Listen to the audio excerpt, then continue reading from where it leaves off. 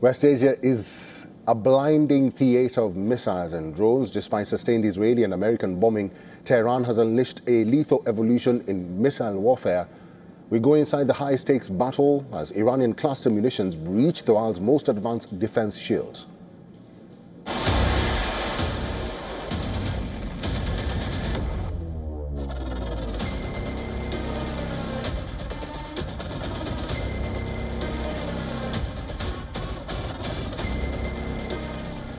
US and Israeli forces continue massive strikes using superior air power and precision weapons.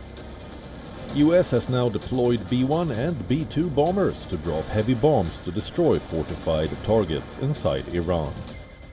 US says that Operation Epic Fury involves the largest regional concentration of American military firepower in a generation. Israel is also simultaneously carrying out targeted strikes to cripple Iranian forces.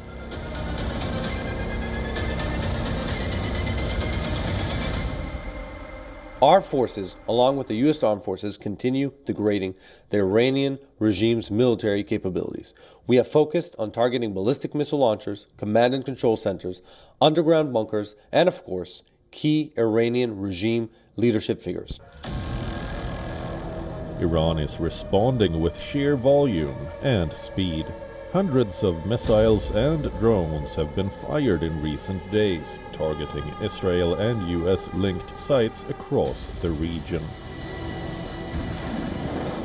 Iranian state media released new images of missiles being launched. Another visual shows IRGC claiming to launch hypersonic Fateh-2 missiles. Iran boasts a wide arsenal of missiles and drones which are hidden in underground facilities.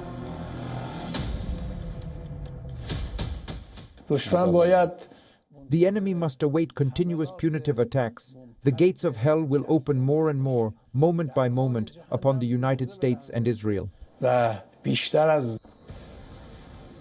Israel and the United States have both released their own videos. Strikes on launch sites, explosions inside Iran, and intercepts lighting up the sky.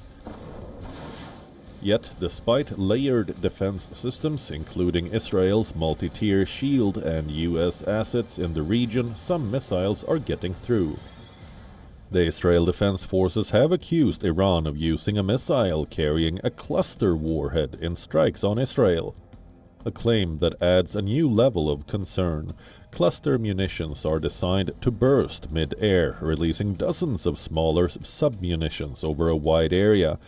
Instead of one impact point, they create multiple strike zones. That spread makes them harder to intercept completely and more devastating on the ground. Iran, under intense aerial and naval pressure, is leaning on missile saturation and advanced warhead designs to maintain deterrence. The result is a deadly exchange. Superior firepower meets mass missile barrages, and the skies remain unsettled. Bureau Report, WION World is One.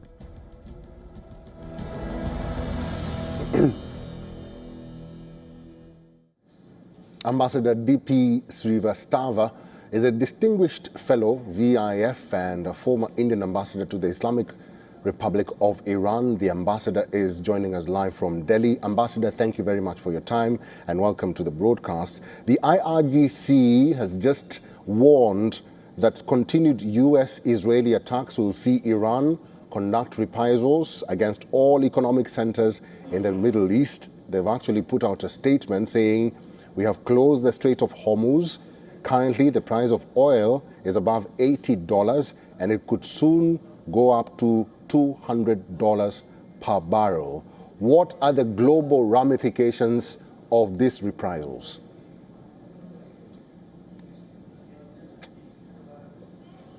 Thanks for having me on your program.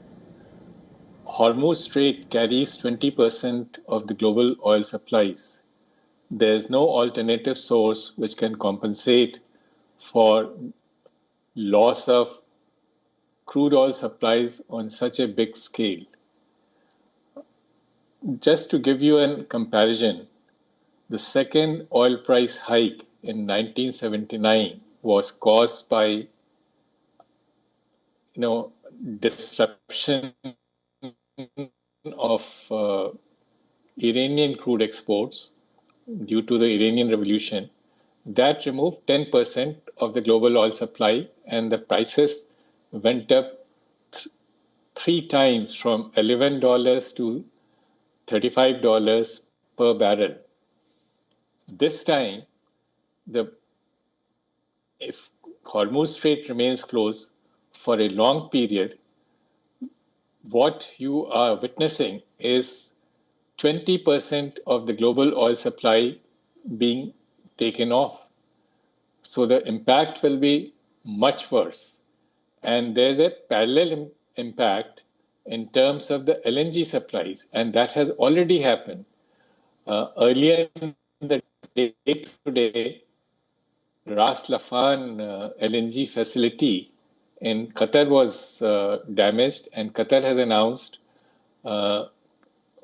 closure of its LNG exports. That has already removed 20% of the global LNG supply. And as a result, the gas prices in Europe have jumped by 50% in one day. In terms of impact on India, we have to bear in mind that roughly 50% or more of our crude comes from this region, has to pass through Hormuz Strait. And in terms of LNG, it is the proportion is higher, it's about 55%. So India will be affected, and so will all other countries in this region and beyond. And this comes at a time when the Russian oil is also under sanctions. So, Ambassador, since you mentioned India, I just want to know from you very quickly, do you think India will be ready for any ramifications that may occur if the Strait of Hormuz, like you mentioned, remains closed? Because India's government has said that they have 25 days of crude oil left in their stocks, but they say that the prices will not be affected. India does have strategic stocks. In addition, there are some oil reserves in the supply chain distributed all over the country. So as you have noted, this amounts to about 25 days of supply. Now, the price will go up, and it will become very difficult for the government to absorb the differential. All right. Because the subsidy amount goes up very sharply. All right. Mr. Ambassador, we'll have to leave it there. Thank you very much for talking to us today.